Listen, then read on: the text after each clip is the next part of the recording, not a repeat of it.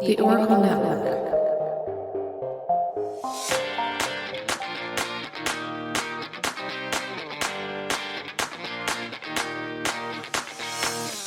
Hey, Rainbow Warriors. This is my disclaimer. Beyond the Rainbow is a true crime podcast.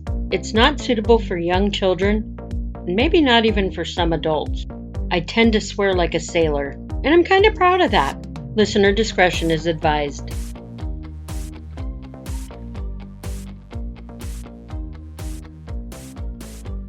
Hey there, Rainbow Warriors and Reverie True Crime listeners. Welcome to our sinister series for the month of October. We're your hosts, CJ and Paige. Join us as we tell you stories of where something evil lurks in the spirit of Halloween/spooky season. Witch hunting has actually been a thing since the burning of witches at the stake, but modern-day witch hunts is a little different. Because we don't actually burn the witches or hang them now. Instead, if we see someone we think is witchy in their ways, we go after them and we try to make them pay in legal ways. Modern-day witch hunts happen all over the world, and in the summer of 1994, a witch hunt happened in San Antonio, Texas, amid the era of the Satanic Panic. We, as humans, experience fear. It's okay to be scared of things. That fear is what can protect us and keep us safe. But what's irrational fear? It might be a phobia, the fear of something harmless that we think might hurt us. Hydrophobia is the fear of water. Unless we're the Wicked Witch of the West, the act of just touching water can't harm us. Homophobia, another irrational fear. Say if a heterosexual person were to put their hand on the shoulder of a gay person, that heterosexual person would not be infected with HIV, nor would that heterosexual person be turned gay. Same would go for transphobia. I personally suffer from dŭm'ăs-ə-fō'bē-ə. It's the fear of stupid people. But my phobia is not irrational. Dumbass people exist. They're gullible and easily misled into believing things are true without properly investigating situations. Hello, MAGA supporters! By the way, that has nothing to do with Reverie True Crime. That's all me, CJ. Some of the dumbass people I speak of, well, they were involved in calling certain people out for being witches or followers of demons and the devil during the time of Satanic Panic. Satanic Panic is actually a term that started in the 1980s, and it was full throttle by the 1990s. In 1993 and 1994, 3 teenage boys were thought to be Satan worshippers and to have killed 3 young boys in Arkansas. These teenagers became known as the West Memphis 3. At the very same time these teenagers were on trial in 1994, 4 women in San Antonio, Texas, were also embarking on a nightmare ride of endless accusations and injustice. Injustice that would consume over a decade and a half of their lives by being falsely accused of crimes they did not commit. And yes, Satanic Panic was mentioned. The whole fallout from these allegations would actually last these women a lifetime. And why? Because these women were trying to be who they were and to live their truths in an unkind society. The summer of 1994. 19-year-old Anna VASQUEZ had just graduated from high school the year prior. She took a job in a pizza place. While she was working there, she met a young mother of 2 kids. That young mother was named Cassandra Rivera. Cassandra, Cassie, was working at a grocery store, and she had just separated with her husband. The rapport between Anna and Cassie was dynamic. It didn't take long for the 2 young women to develop an attraction to each other, and they started to date. Cassie's kids adored Anna, and the feeling was mutual. The kids started to look at Anna as their other parent. During that summer, Anna and Cassie spent a lot of time with a 21-year-old woman named Kristie Mayhugh. She also worked at the pizza place with Anna. Kristie's roommate was 20-year-old Elizabeth Ramirez, and she actually went to high school with Anna. Both Kristie and Elizabeth were also lesbians. Let's back up a little bit, and we're going to start with Elizabeth. At the age of 16, Elizabeth was dating boys, and she was rebelling at home. She was experimenting with drugs, and she was kicked out by her mother after she overdosed on some of her mom's prescription meds. Finding herself without a home, Elizabeth went to live with her older sister, Rosemary. Rosemary lived with her boyfriend/baby daddy, Javier Limon, and their 2 young daughters. It was a roof over her head. Elizabeth endured the annoyance of Javier always making passes at her. She really needed to find a place of her own. Javier became very controlling and overbearing. He also liked to lecture her. Javier reminds me of one of those guys who questions his own manhood by intimidating people he believes to be weaker. Toxic masculinity is the appropriate phrase. Machismo little prick is my phrase. In the household, things between Elizabeth's sister Rosemary and Javier were progressively getting worse. And as Elizabeth was working 3 jobs to be able to afford moving out, she ended up having to drop out of high school halfway through her senior year, and she also moved in with a friend. The couple of Rosemary and Javier ended their relationship, and Javier moved back in with his mom. As I said, Elizabeth had moved in with a friend from school, and during that time she had some self-discovery. She realized she was attracted to women. After her very religious mom found out that Elizabeth was dating women, the tension between them grew. Eventually, things between Elizabeth and her mom healed some, and her mom helped her by co-signing on an apartment for her. That was about the time Elizabeth had met Kristie Mayhugh. Kristie ended up moving into the apartment with Elizabeth. While they did date briefly, they had more of a friendship than anything. Living together was financially helpful for both women, and their friendship, well, it was priceless. Elizabeth, who was still trying to figure out who she was, got pregnant at the age of 20 sometime before the summer of 1994. Her sister's ex, Javier, heard the news as well, and he buzzed constantly around Elizabeth, telling her he would take care of her and the baby. But Elizabeth didn't want Javier around, and she told him as much. Javier was livid Elizabeth would reject him like this. How dare she? With the behavior of a spoiled child, he knew he'd make Elizabeth pay for the years of rebuffing his advances. All the while, he would still be trying to woo her. Javier continued his gestures by sending Elizabeth love letters, and he would profess his love for her on her phone answering machine. Elizabeth, she ghosted him. Meanwhile, Elizabeth's belly was growing with life inside. She was excited and nervous for her baby to come. She knew she'd be okay. After all, her friend Cassie was pretty much raising her 2 kids without the father. And now so was her sister, even with Javier in the picture some of the time. Elizabeth knew she was a strong woman. She too could do this. Plus, she had her 3 best friends, and she knew that they would help her if she needed it. Elizabeth's besties were important to her, especially since she didn't have a whole lot of parental support because of her lifestyle. Times were rough, just being a Hispanic woman in a conservative city, in a conservative state, let alone a lesbian. But to have 3 friends in the same boat, it added some comfort to her situation. In July 1994, Elizabeth told her sister Rosemary that she'd be happy to watch her then 7 and 9-year-old nieces. That way her sister could go do a little traveling for a week.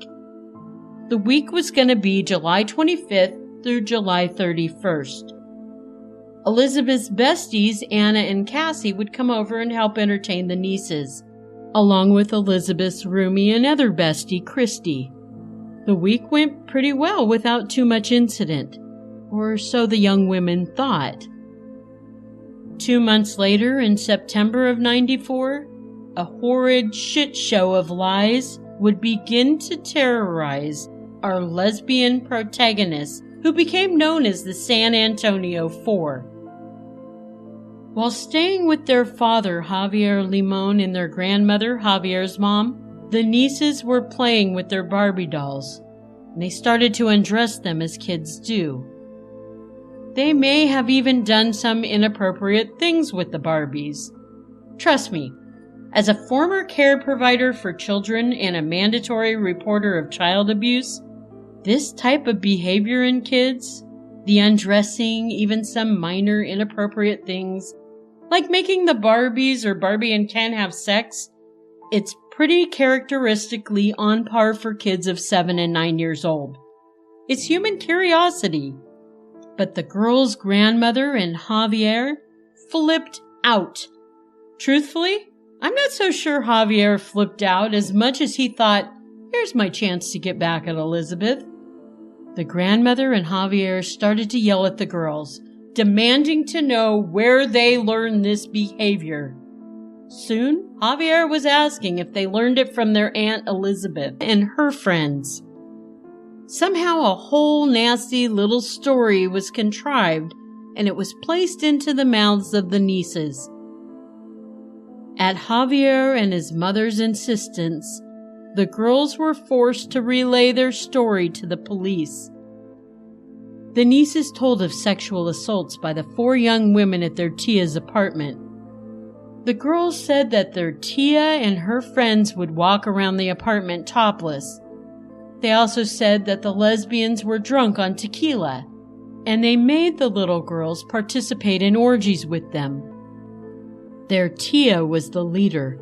She would hold the girls down by their wrists and ankles, while the other young women would insert items into their vaginas, including tampons coated in some type of gel. The girls said the women used a gun and knives to make them comply. The young women told the girls if they told anyone, they'd hurt their family.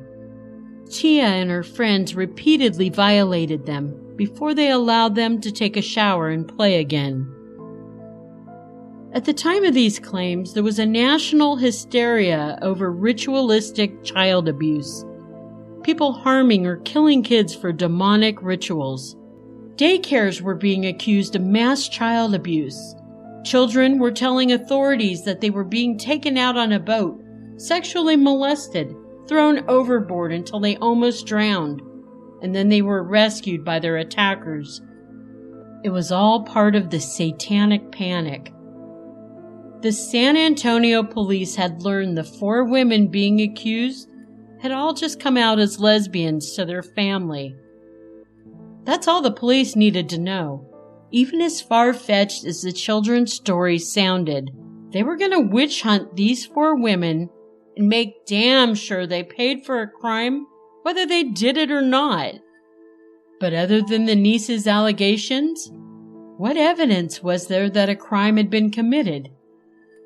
The nieces were taken to a pediatrician named Dr. Kellogg. She gave the girls a complete examination, including x-rays or an ultrasound to determine that there was scarring on the girls' hymens. That immediately made the doctor believe that the nieces had been penetrated by something, even though their hymens were still intact. With that evidence, the fact that the young women being accused were lesbians, and the nieces' testimonies was enough to make the San Antonio Four suspects to a very heinous crime. One early evening after Elizabeth had just gotten home from her shift at an Arby's, there was a knock on the door. She opened the door to a homicide detective from the San Antonio Police Department. Elizabeth immediately had an uneasy feeling, thinking someone she knew had been murdered. The detective seemed friendly enough. He told her he was helping out with a sex crime case. He asked if she'd come down to the station and answer some questions for him. Elizabeth did as the detective asked.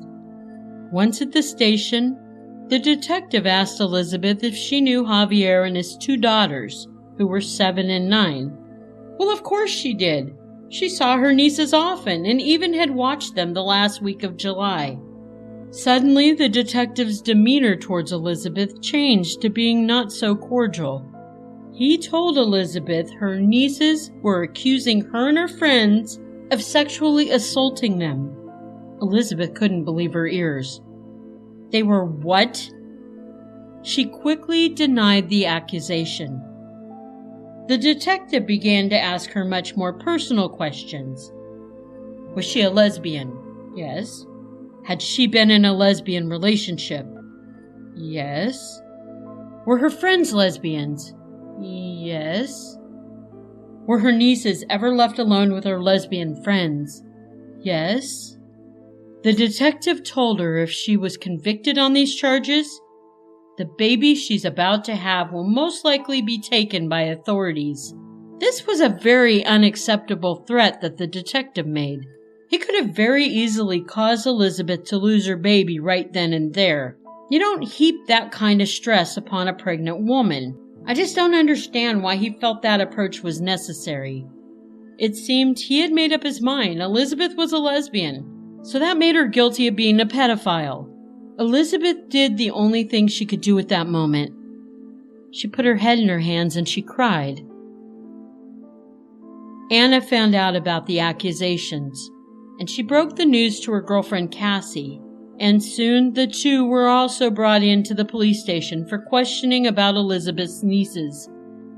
Kristie was visiting her mom outside of Houston when her mom's apartment complex was surrounded by police ordering her to come out. How humiliating that must have been. It wasn't like she was hiding, for fuck's sake. Not one of the 4 women really knew what the hell was going on and why this was happening to them. Elizabeth was the only one with a theory. She felt like her sister's ex-boyfriend and her niece's baby daddy, Javier, was getting retribution for all the times she turned down his advances. It was the only possibility that made any sense at all. Elizabeth had even told the detective about Javier's love letters, his phone messages, and his words of undying love for her that she met with rejection. But the detective just dismissed it as not important. In March 1995, just days after giving birth to her son, Elizabeth and her friends were arrested. They were being charged with the sexual molestation of Elizabeth's nieces. All 4 women would be out on bond for the next 2 years, trying to live life as normal, never knowing when the hammer would come crashing down, ending freedom as they knew it. February, Elizabeth would be brought to the courthouse for her trial. The other 3 young women were brought in for their trials in March. The 4 young women were offered plea deals of 10 years probation for pleading guilty. But damn it, all 4 knew they had done nothing wrong. They all said no to the plea deal, and they were 100% positive in court the truth would come out and justice would prevail, and they awaited their witch trials. It was determined Elizabeth, since she was considered the one in charge of sacrificing her 2 nieces, she would be tried separate from her best friends. Now here's Paige with the rest of the story. Elizabeth's trial started in February of 1997. She was being charged with aggravated sexual assault of a child and indecency with a child. The prosecutor even said Elizabeth, quote, held a 9-year-old girl up as a sacrificial lamb to her friends, end quote. The oldest niece took the stand saying all 4 of the women molested her and her sister over and over again, Elizabeth could not believe what she was hearing. After all, when she entered the courtroom, the oldest niece had just waved at her and smiled really big. She was excited to see her aunt. The youngest was not called to the stand. Elizabeth sat there in bewilderment and fear. The prosecution called on their expert witness, Dr. Nancy Kellogg. She had given the nieces an exam, seeing a scratch that was healing on the hymen of one of the girls. It was about 2 or 3 millimeters. Dr. Kellogg claimed this is normally caused by penetration. She went on to testify that the eldest girl did not seem to be exaggerating the story or keeping anything to herself either. She seemed to be truthful. Dr. Kellogg even wrote in her notes that the act was, quote, satanic related. Elizabeth might have been scared, but she was brave, and she took the stand to defend herself. During the prosecutor's questioning, he asked, quote, "Am I intimidating you up here? Would you like me to go sit down?" Elizabeth responded, "Yes, please." When Elizabeth told the courtroom that she loved those children and would never hurt them, the prosecutor snidely replied, "So says OJ, ma'am." What a prick. He went on to ask if she was in a relationship with Kristie, and she told him that even though Kristie wanted to be in a relationship with her, they were not. The questions went as follows. Did you have a gay relationship with Anna? No. Did you have a gay relationship with Cassie? No. Well, you were gay and they were gay. And she says, that doesn't mean you have to be together. He says, you were all friends. And she said, because we're all gay. And he says, well, maybe I'm confused. I thought you said that if you're gay and you were friends, that's a gay relationship. She said, no, you're confusing yourself, because I said that Kristie wanted a relationship with me, a gay relationship with me. I did not want a relationship with her. We were friends, me, Cassie, and Anna. Yeah, they're all gay, and we're friends, but that does not mean it's a gay relationship.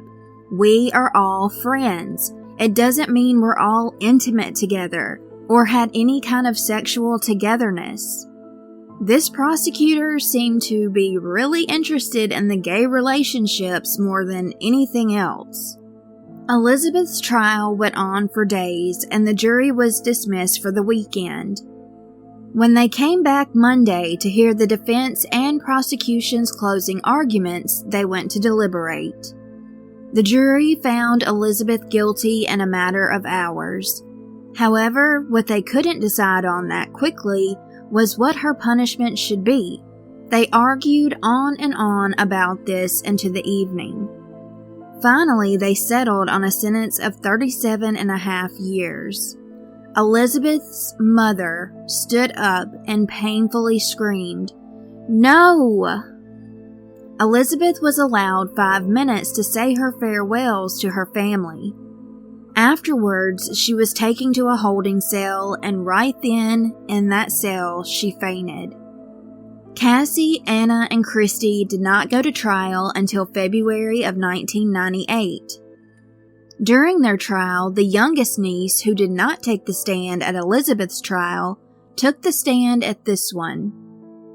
The prosecutor began by speaking to the jury, making sure they remembered that the girls may not be able to keep their story straight because it had all allegedly happened 3.5 years prior.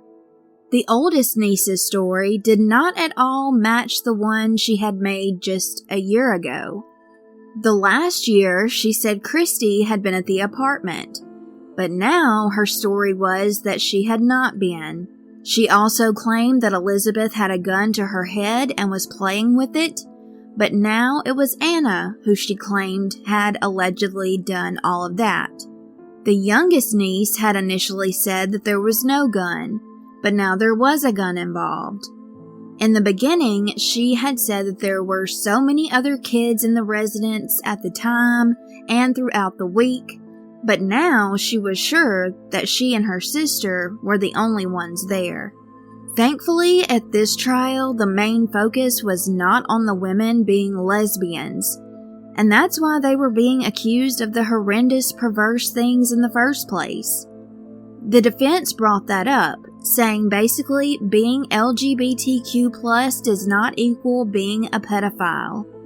On Valentine's Day of 1998, all the women were found guilty and convicted of aggravated sexual assault of a child and indecency with a child, just as Elizabeth had been.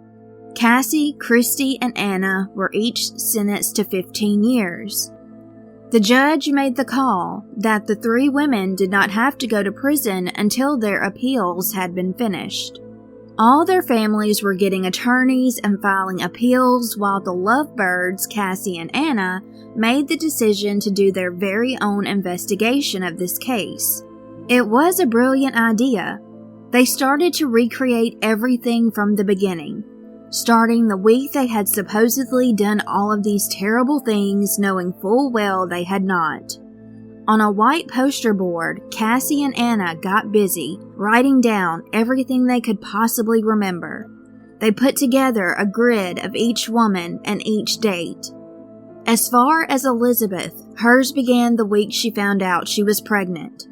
She also had been resting and recuperating from a car accident. Everyone was swapping cars so each person could get back and forth from work. They bought food for the children and visited the park to play basketball too. They wrote down a timeline of each woman's shifts at their jobs, when they went swimming with the children, when Kristie went to the pawn shop to pawn her radio because she didn't have a job at the time. They wrote down when they took the kids to buy a fish at Walmart and how they had to return it the next day because the poor fish didn't make it. Cassie and Anna tried so hard with their timeline, but they knew no matter what, the prosecution could still find a loophole, which had to be so frustrating. In early 2000, there was a home video made where Cassie is having fun with her kids, soaking up every moment while she could. After the scene cuts and another one begins, it shows an abandoned lot. It was where Elizabeth's apartment used to be. Suddenly, there's a man that walks up to them and tells them how the building was torn down. The importance of this video shows that the so-called crime scene was gone. No evidence could possibly be gathered from it. Unfortunately, none of the women won any of their appeals, and in the summer of 2000, they were sent to prison to start their 15-year sentences. Due to the women saying they were not going to take sex offender rehabilitation classes because they were innocent, they were put in high security levels. Cassie was even in solitary confinement for a month. Their families were really going through it too. Holidays, birthdays, those were always the worst. According to the Texas Observer, all 4 of the women described an emotional transition in prison from rage and bewilderment to acceptance and quiet resolve. Anna stated, quote, "I tried writing the Innocent projects and Oprah and Maury Povich and Montel, anyone who would listen. I never heard anything back." End quote. Elizabeth said, quote, "I can mail out 50 letters and not one of them would get a response back." End quote. She scoured medical and legal textbooks in the prison library and spent nearly all of her commissary money on stamps. Years passed, and in 2011, Cassie was moved to the William P. Hobby Unit in Marlin, Texas. Anna and Elizabeth had already been living there for a while. One day at Catholic Mass, Elizabeth and Cassie spotted each other for the first time in years. On another occasion, Anna was assigned to do maintenance work. One day she had to go to a cell to fix the lights. Anna walks in, and there's Cassie. Cassie recalled that they both started trembling when they were that close to each other after all of that time. Cassie's children came to visit her, But when Elizabeth's little boy turned 5, the father got custody and she never got to see him. She wasn't going to simply do nothing about it. She wanted her son to know that she thought of him every day and loved him so much. Elizabeth wrote her son every Sunday, and her mother would give the letter to him, but years went by with no response. Out of the blue, a great man named Daryl Otto found Elizabeth on writeaprisoner.com. He was in Yukon Territory in Canada.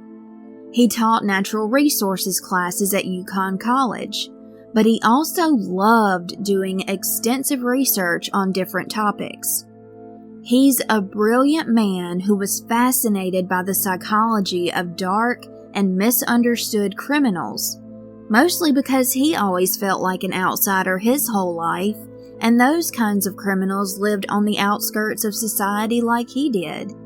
Daryl went to the library and found a video on female sexual predators, because when he read about the San Antonio Four, things were not adding up, and he wanted to prove that this was terrible what had happened to these women.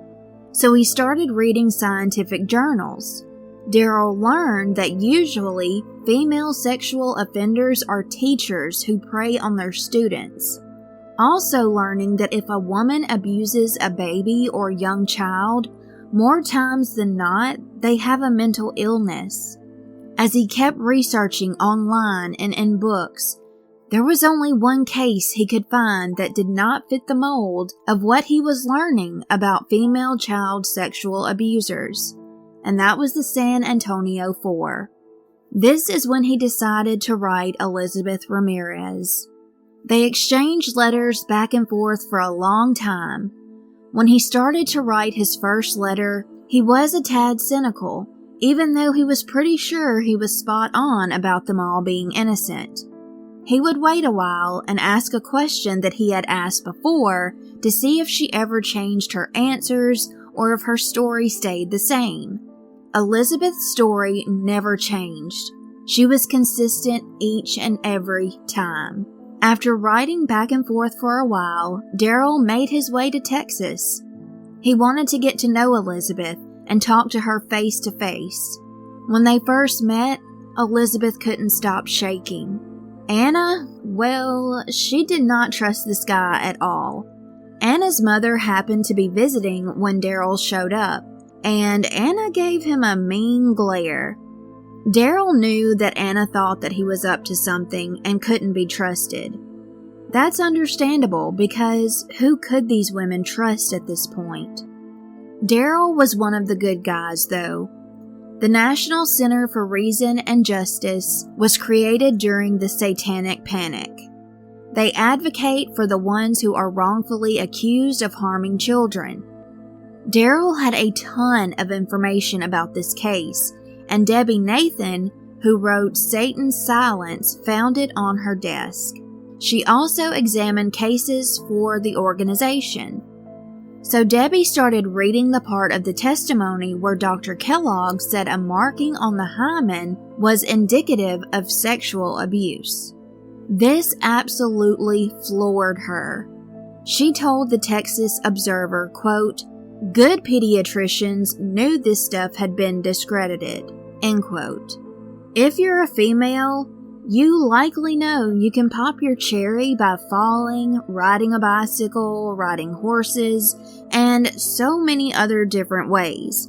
So the fact that Dr. Kellogg even convinced a jury that the scarring meant that it was 100% from sexual abuse is something that's so hard for me to wrap my mind around. Debbie Nathan went a step further, taking the case straight to the Innocence Project of Texas. Jeff Blackburn, a renowned attorney, said he had no problem representing these women, but a year went by and nothing was happening. So another attorney with the Innocence Project named Mike Ware also got on board with helping in the case. Mike had a lot of experience working with the Conviction Integrity Unit at the Dallas County District Attorney's Office. There, they would examine cases that were pretty old and could possibly be wrongful convictions.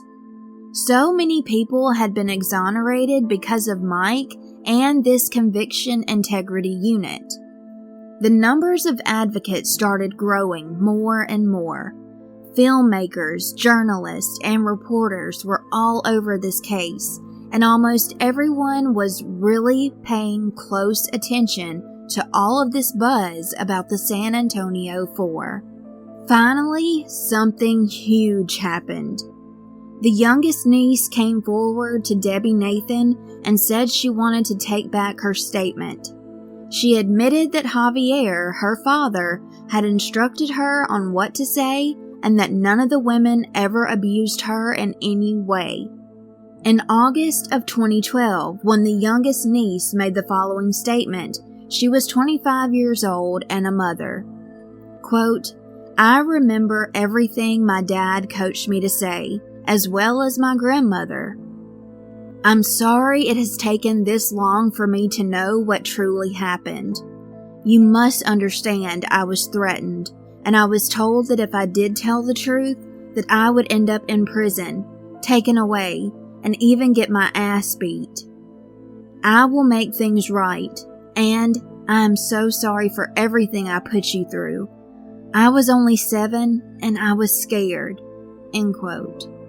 In November of 2012, Anna took a polygraph test, and she passed it with no problem, and she was then freed from prison on parole. Unfortunately, she was still considered a sex offender with a ton of rules that came with her parole, such as no cell phones, no computers, and she could not come into contact with anybody that was under 18. Anna started to raise awareness about their case and became the primary voice for all of them since she was out of prison and able to talk to reporters and everyone she possibly could. In the spring of 2013, a law was passed by the Texas legislature. If essential forensic science is weak, the Court of Criminal Appeals is allowed to grant a new trial. Lawyers called the appeal junk science. Texas was the first state in the country to do this. And to that I say, good job, Texas. The law formally took effect in September of 2013. Even Dr. Kellogg admitted that her statements at the trial were archaic, and if the trial had happened in this day and age, she would not give the same testimony. Attorney Mike Ware filed summons for the San Antonio Four in October of 2013. He brought up the youngest niece taking back her original statement, the many screw-ups by the authorities and the attorneys that were a part of the initial trial.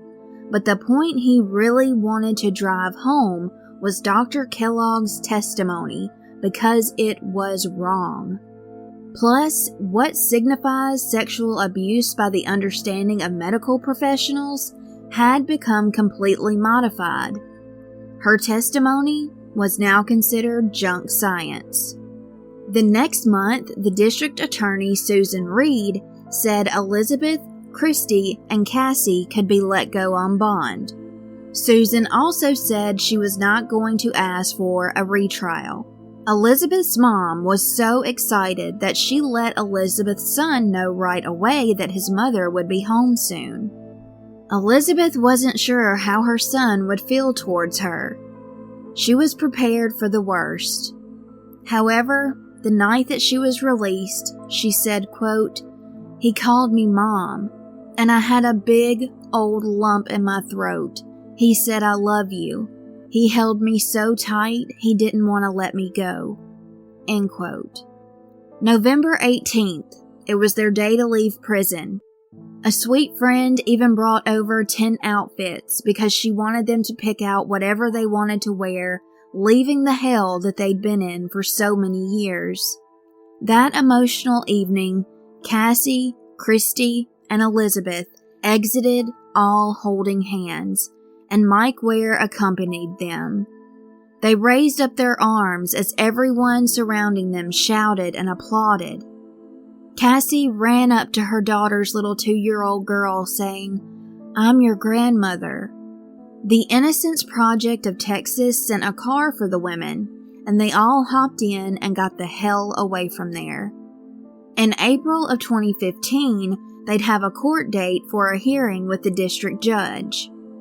Until then, the shock of how much things had changed since they'd been locked away was so unreal to them. When they saw people of the LGBTQ+ community openly kissing in public, they were just awe-stricken. All gay rights activists were treating them like celebrities, and people they didn't even know would come up to them enthusiastically, singing their praises. They were having cookouts with family and learning about all the newest technology. Life was good. A few days after they were freed, the women had a press conference to thank the DA's office. They expressed how grateful they were to the media for allowing them to share their story. One person in particular they were extremely thankful for was Daryl Otto. They thanked him so many times for his hard work because without him, they knew they may still be locked up. At this point, they were free, but not exonerated. By April of 2015, the women had been out on bond for about 2.5 years. The evidentiary hearing had taken place and the judge started to re-examine their case. At this point, it was a waiting game. Finally, November 2016, the women received justice. The Texas Court of Criminal Appeals ruled that Elizabeth, Kristie, Cassandra, and Anna were innocent of all charges. Their criminal records were expunged at last. This declares that all women are innocent, and they were also eligible to fight for millions of dollars from the state under a law that allowed compensation for people who had been wrongfully convicted. Each woman could file a claim with the state. If approved, each woman would get $80,000 for each year they spent locked away for no reason. In 2017, the women went to the GLAAD Media Awards, and they were cheered on by major celebrities as they won and accepted their reward for the amazing documentary Southwest of Salem, the story of the San Antonio Four. As of 2019, Elizabeth enjoyed taking care of her grandchildren, and she had her very own print shop, which she learned by trade in prison. She suggests that anyone who is in prison learn a trade, learn skills so they can make it out in the real world. Elizabeth also took a paralegal class because she said even though it's important that you always stick to your guns with the truth, it's just as important that you understand the law. It took her a little while to adjust to how so much had changed. Elizabeth was shocked that with the skills and experience that she had learned in prison, she was actually working a real job and getting paid. Her friends and family helped her to get a little job at first, but then she moved to a bigger and better opportunity at Toyota. One of her co-workers was Kristie. Kristie also went on to attend the Vet Tech Institution of Houston to finish what she started so many years ago. She currently resides in Houston. Also, according to Kristie's Facebook page, she studied veterinarian medicine and surgery at Texas A&M University. Anna began to work for the Innocence Project of Houston. She was appointed to the board of Houston Forensics as well. Anna is in a domestic partnership with a woman named Denise. Cassie is now married and living a happy life with her wife Tiffany. Her children are now grown, and even though it was hard at first, they are super close now and have family dinners whenever possible. Love you, Rainbow Warriors. And remember, it's not a crime to be gay. Unless you're a murderer.